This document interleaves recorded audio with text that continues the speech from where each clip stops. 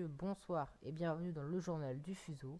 Cette semaine à l'actualité, des pluies verglaçantes qui entraînent de très nombreux accidents de la route, l'installation d'un camp de gens du voyage à côté du McDonald's, et en toute fin de journal, nous avons réussi à obtenir un interview avec monsieur Kosterswirt, président de la République.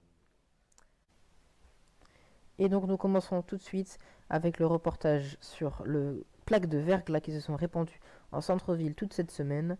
Un reportage de Jules Leclerc avec Enzo Felicita.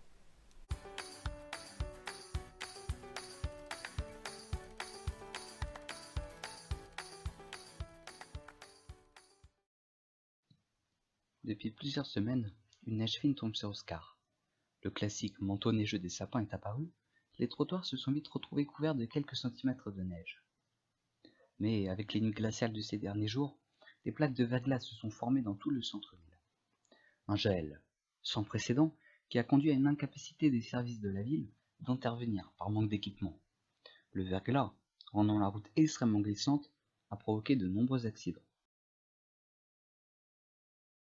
Voilà, donc nous conseillons à tous les utilisateurs de voitures d'équiper les pneus neige.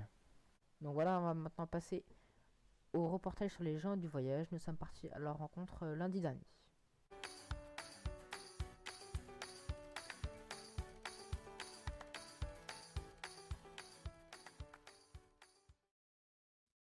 Exclus de la société, vivant dans la pauvreté et la débrouille, souvent victimes de préjugés, voici la vie des gitans. Ce lundi, un groupe de gens du voyage a fait escale à Oscar.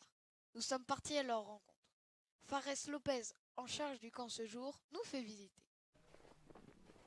Ça, c'est le destin d'un copain, il m'a dit de le réparer parce qu'il a plus de frein. Du coup, j'ai enlevé les portes, comme ça on peut freiner avec les pieds. Ouais, comme ça, Ah, les gens du voyage, on fait comme ça. c'est ingénieux, c'est ingénieux. Ça, c'est la GMC pour la castagne. Quand avec les copains, on doit partir en castagne, on se met tous là-dedans. Et tu vois, il y a les pièces à l'arrière. Et aussi, c'est pour le bricolage, parce qu'il y a des tuyaux, des échelles, tout ça. Ça, franchement, ça faut faire attention. T'approches pas trop quand même, hein, c'est mon bijou. Recule un peu, s'il te plaît. Merci. Mon bijou, ça, j'ai tapé de A à Z, j'ai trouvé à la casse. Je l'ai pris sous mon aile. Bientôt, il va prendre son envol. À mon copain. Attends, je fais de la mécanique. J'ai visité une caravane, et...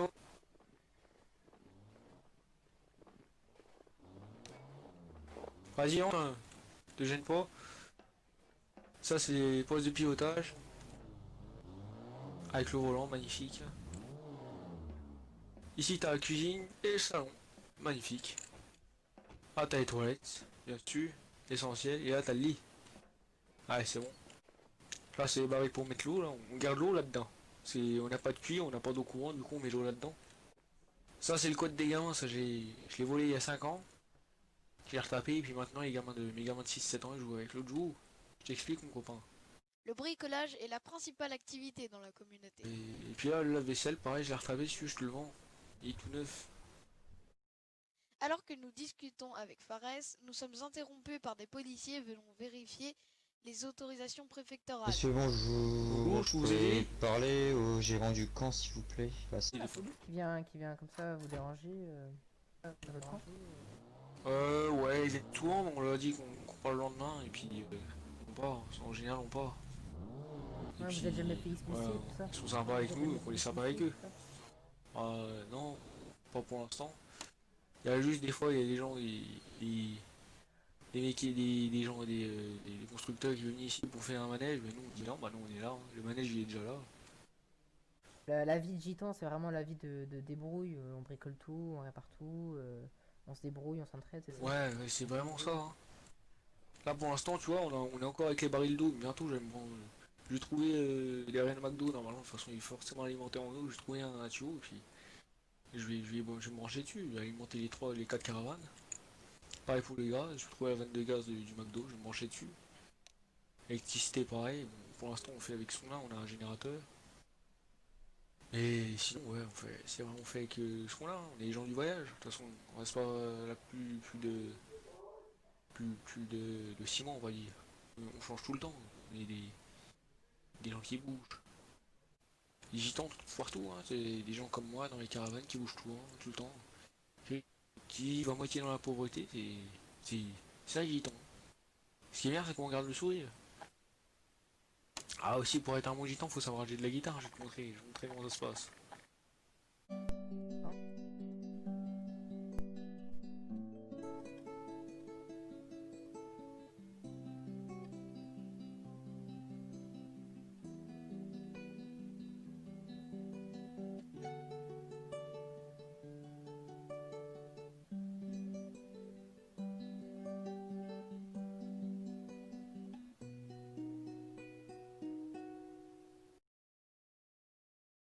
Nous allons donc enfin découvrir l'interview de mi-mandat que nous a accordé Monsieur Kosterswert.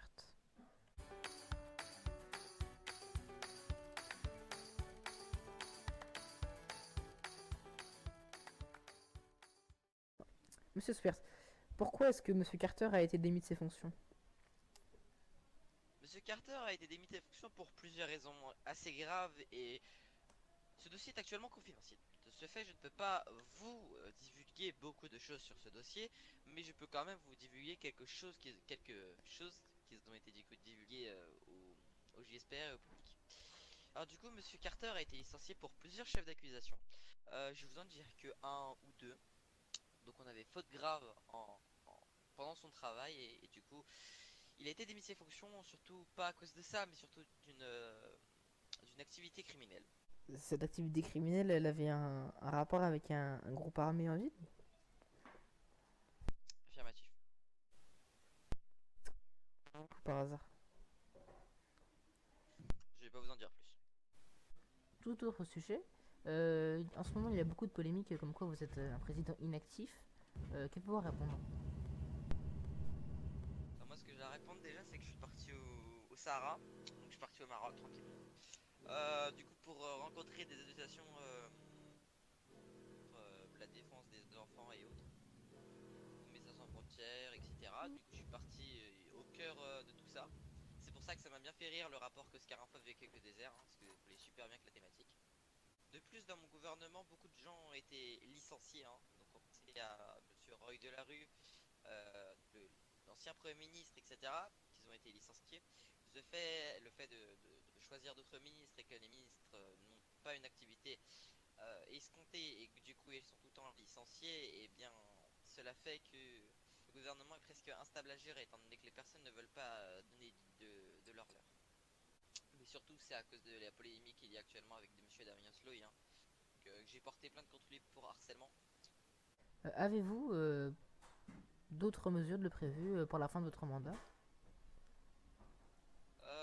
Des drones pour l'état-major de la police, l'augmentation de salaire encore dans quelques domaines, la réhabilitation de certains centres d'hébergement des sans domicile fixe, un deuxième plan Aeroscar, voilà, une illumination de Noël pour le 25 décembre, euh, le financement à 90% de l'événement de lancement du 25 décembre de l'agence spatiale oscarienne.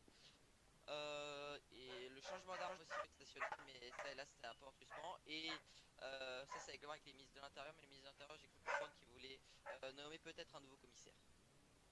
Voilà, mesdames et messieurs, c'est la fin de ce journal. Merci de l'avoir suivi et à la semaine prochaine.